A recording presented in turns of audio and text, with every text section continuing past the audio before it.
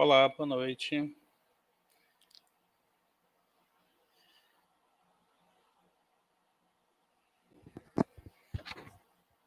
Bom, boa noite. É um prazer gigantesco participar do evento Campus Party e mostrar um pouco do que é feito aqui no Amazonas em relação às pesquisas, em relação à qualidade dos institutos e das universidades que aqui estão presentes, e falar um pouco da pesquisa que eu vim desenvolvendo e que faz parte de um conjunto de soluções voltadas para a melhoria da qualidade de vida das pessoas. É um prazer muito grande eh, dar continuidade ao tema melhoria da qualidade de vida das pessoas após a palestra aí dos pesquisadores da Transire e do Hospital Samel. E a minha pesquisa ela também vem em encontro à melhoria de um grupo bastante específico de pessoas que espera que um conjunto de soluções que envolvam tecnologias e algoritmos, elas possam ser utilizadas para possibilitar um melhor bem-estar, uma melhor relação com os cenários. Então, esse público-alvo que eu estou me referindo são os deficientes visuais e a minha palestra hoje vai ser sobre planejamento de rotas e o controle da navegação voltado para essas pessoas que têm deficiência visual em ambientes indoor. Bom, um pouquinho da minha formação. Eu sou graduado em matemática, graduado em processamento de dados, tenho pós-graduação em software livre, pós-graduação em gerência de projetos, sou mestre em as linhas de pesquisas na área de visão computacional e robótica, e estou encerrando agora, dia 27, o doutorado também em informática pela UFAM, com a trilha de dispositivos vestíveis, IoT e visão computacional. Bom, o que motivou a pesquisa para ser apresentada como uma tese de doutorado? Nós temos muitas soluções para ambientes outdoor, mas a gente não tem a mesma situação aplicada em ambientes indoor. Então, isso já é complicado para alguém que tem todos os sentidos amplos de visão, tato, olfato, mas para quem não tem uma dessas possibilidades de sensação, como os deficientes visuais, eles são levados a depender de outras pessoas ou a entrar em situações de risco. Então, aqui são algumas situações de riscos que os deficientes visuais acabam encontrando nos dois cenários, outdoor e indoor. Né? E eles se sentem perdidos, porque as tecnologias poderiam ajudá-los a superar diversas dessas dificuldades, mas os estudos ainda são muito preliminares, se fala ainda muito em protótipos e as poucas soluções que são apresentadas, elas são extremamente caras. Né? Então, um levantamento estatístico do público deficiente visual, esse é um levantamento feito do ano de 2019, no Brasil, aqueles que se declararam como deficientes visuais correspondem a 6,2. Entretanto, esse quantitativo pode ser muito maior se nós adicionarmos aí o envelhecimento da população e as pessoas com o avançar da idade vão começando a perder alguma questão relacionada à visão, principalmente visões laterais, visões de profundidade ou de proximidade, né? Então, no mundo hoje, aqueles que se declaram de fato como deficientes visuais e com um nível total de cegueira corresponde a mais ou menos 39 milhões.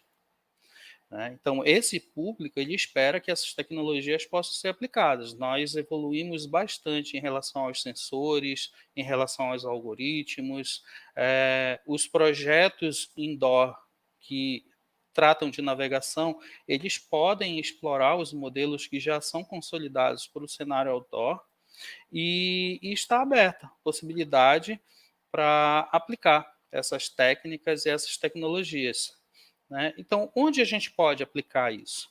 Bom, nós temos alguns cenários, como aeroportos, estádios, hospitais, universidades, hotéis, shoppings, praças públicas, né? Então, esses ambientes, eles têm uma característica muito diferente dos ambientes outdoor, que normalmente são mais estáveis ou mais padronizados, e que o GPS consegue resolver.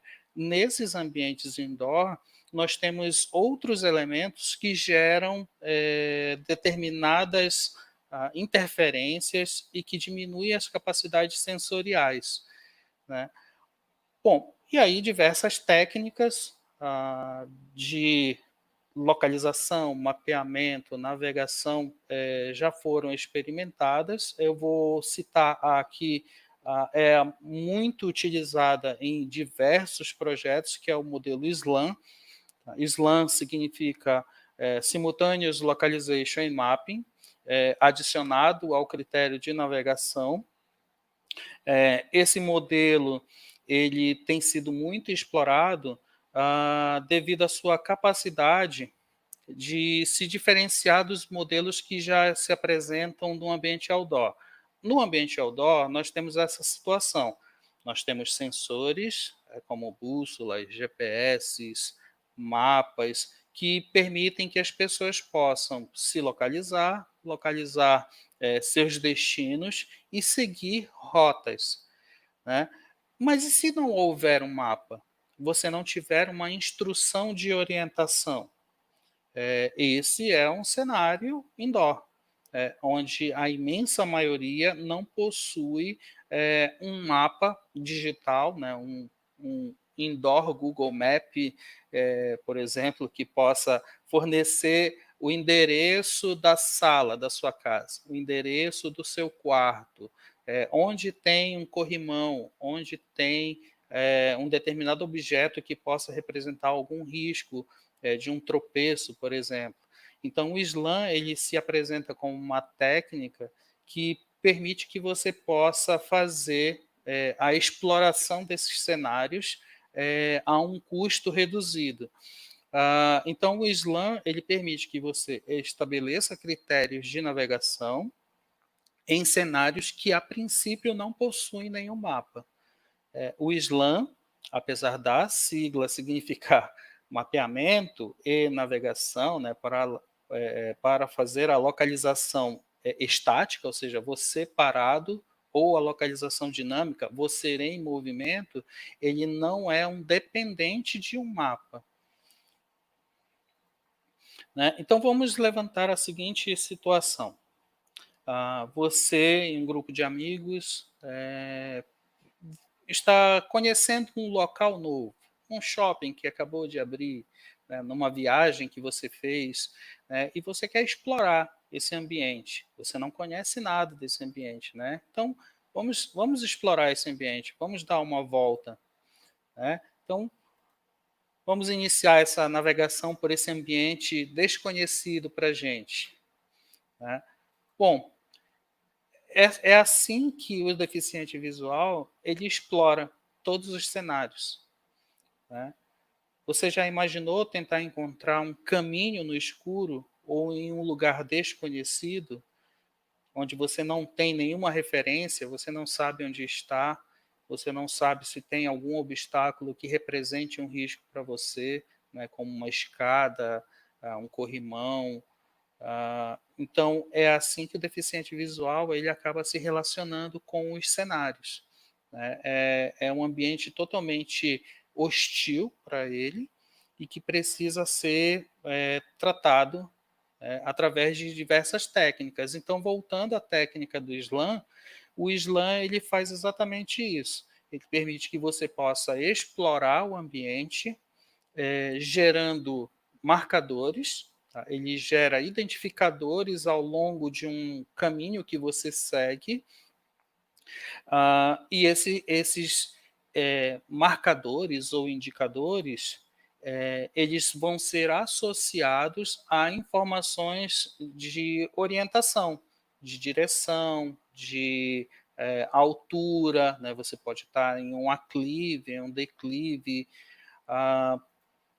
e os resultados da combinação dessas duas informações, elas são, ora, estabelecidos em uma relação de grafo, né? É uma ferramenta importante na computação, em que nós podemos perceber a relação de vizinhança desses marcadores, e isso é importante quando formos estabelecer rotas, né? Para que eu possa sair de um ponto e chegar a outro, eu preciso passar por determinados pontos intermediários, né?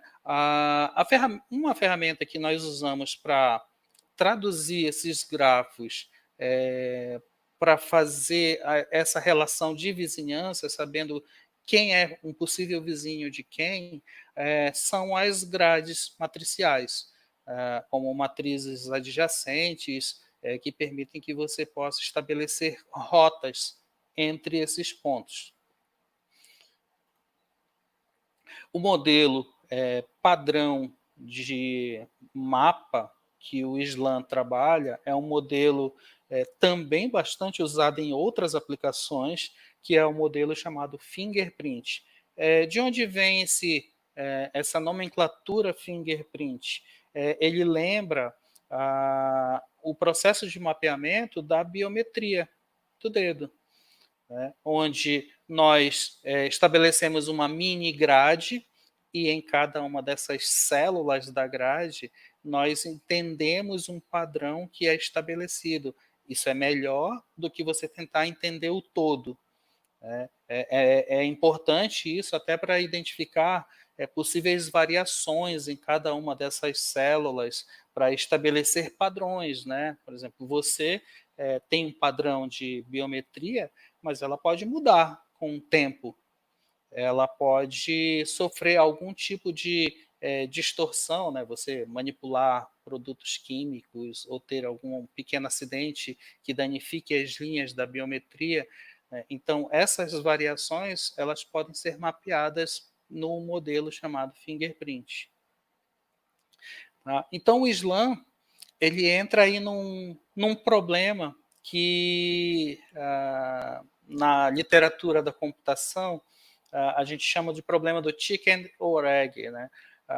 A gente não sabe exatamente se o mapa ele é necessário para que a gente possa estabelecer os processos de localização, ou se é a localização que é necessária para se estabelecer um mapa, né? A gente não sabe quem é feito antes de quem, né? Então, o Slam ele trabalha com estimativas. Ele define uma posição aproximada, por isso que é importante essa característica do fingerprint, para que ele vá estabelecendo um comportamento em cada uma dessas células até chegar a um ponto que ele aprendeu sobre o padrão daquela célula e dificilmente ele vai variar ali, né? Então, quem usa essa técnica?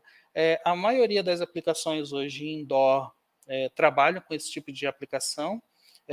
Nós temos explorações também oceânicas, a exploração espacial, né? Não existe um Google Maps em Marte, né? Então a gente tem que fazer uma exploração desse tipo. E explorações em ambientes que são underground, né? Como túneis, cavernas. Bom, agora que a gente já sabe o que é o Slam, que recursos nós podemos usar para capturar aquelas informações para gerar um mapa? Bom, nós temos aí um candidato, né, que é o GPS, bastante usado em ambiente outdoor, né? Bom, o problema do GPS para ambiente indoor é que ele sofre um bloqueio das estruturas físicas prediais, e ele faz com que a margem de erro seja muito alta, em torno aí de uns 15 metros, né? Então imagina, você alertar alguém que ele está próximo de uma escada, e o sistema ainda acusar que ele está a 15 metros dessa escada. Então, é inviável usar o GPS. Então, nós temos outros candidatos, né, como Wi-Fi, beacons, sensores ultrassônicos, sensores inerciais, câmeras, que podem ser usados sozinhos ou combinados. Né? Então, num sistema de navegação, o que a gente quer é sair de um ponto A e chegar a um ponto B de forma segura, desviando dos obstáculos. Então, nós temos que cumprir 4 tarefas. Primeiro, mensurar e estimar uma posição, fazer as percepções desses obstáculos, né, que pode ser inclusive a estrutura predial, as paredes, usar um mapa, se for necessário, e usar uma rota para estabelecer um menor caminho entre as duas posições. Né? Então, agora que a gente já tem um mapa, ou a possibilidade de criar esse mapa, qual é a técnica mais usada para fazer a navegação? Bom, existe uma técnica que é usada desde lá das explorações da Espanha e Portugal, quais são as embarcações, e que eles usavam um esquema chamado Dead Reckoning, que foi adaptado para o ambiente indoor, para pessoas, chamado Pedestrian Dead Reckoning, ou PDR. Né? Você está falando de dead, né? Bom, nesse caso, o termo dead, ele não quer dizer a morte de ninguém. Tá? Ele indica que você vai ser levado a uma zona de risco se você não estabelecer critérios para revalidar a informação que o algoritmo de navegação está passando para você. Tá? Então, o Dead Reckoning, ele faz um cálculo de posição usando as grandezas que normalmente nós usamos para fazer uma navegação, né, que são as velocidades, a aceleração, a distância. No caso de um pedestre, a gente mede o tamanho do passo, só que no cálculo, ele levaria a um consumo muito grande de processamento se nós fizéssemos todas as variações dessas grandezas. Então, para diminuir os custos de processamento, nós trabalhamos com formulações que são de primeiro grau, funções de primeiro grau. Só que essas funções vão levar a um erro de cálculo. Né? Então, nós deveríamos chegar a uma determinada posição, mas o PDR ele vai levar a gente a uma que está muito próxima. Mas se nós não fizermos nenhum ajuste nessa informação, ele pode nos levar a um problema de dead. Né? Então, é por isso que se usa o termo dead na navegação PDR. Tá? Então, se eu não usar os cálculos corretos, eu vou ser levado a essa zona de perigo. Tá? Então, quando nós usamos os esquemas de navegação, um trabalho que nós fazemos com os nossos usuários, mesmo aqueles que enxergam, é perguntar se eles conseguem seguir em uma linha reta de um ponto ao outro. Vocês já conseguiram fazer algo assim? Né? Tentaram fazer isso de olhos fechados e aumentar a distância? Né? Dificilmente você anda reto. Você vai pender para um lado ou para o outro, ou tentar corrigir, né, de passos em passos.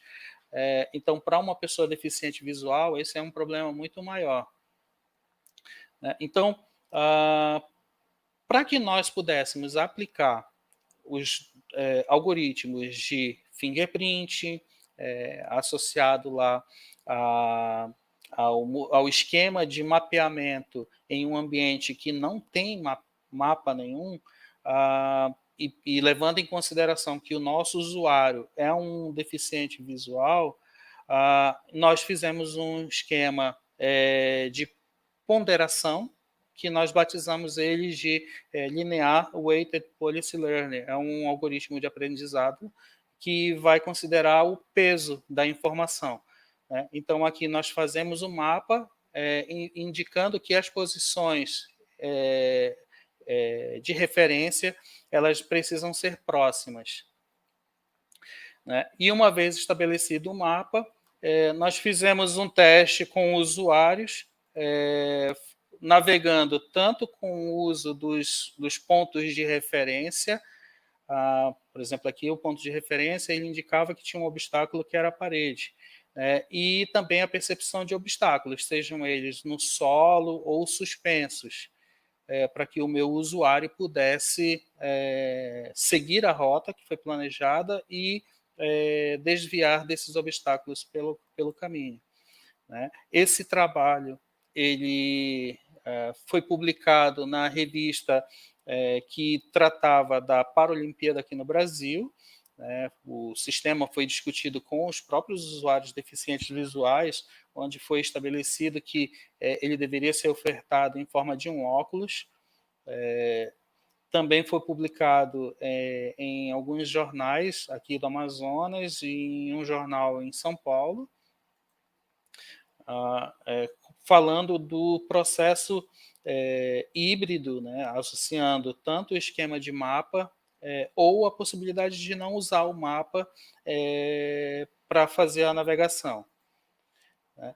Bom, ninguém chega a fazer uma pesquisa grande que envolva pessoas, envolva muitas técnicas sem a ajuda de ninguém, né? Então, hoje eu sou professor na Uninorte, que é do Grupo Ser Educacional, e sou professor e pesquisador do Instituto César e do César School, e as pesquisas foram desenvolvidas na UFAM, em parceria com a Universidade de Stuttgart, na Alemanha, onde nós estabelecemos o critério de navegação, né? Então, conheçam os institutos, vejam os potenciais das universidades. Nós estamos desenvolvendo muita coisa legal, tanto aqui na Uninorte, o César, a UFAM, o Instituto Transire, né? Nós temos gente muito capacitada aqui e que pode contribuir bastante com a ciência no país. Tá? Bom,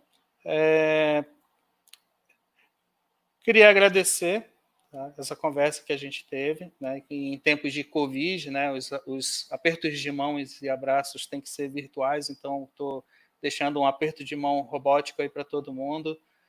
Estou deixando o meu contato, caso alguém queira conversar um pouco mais sobre mapeamento indoor e navegação. Tá? Obrigado. Boa noite.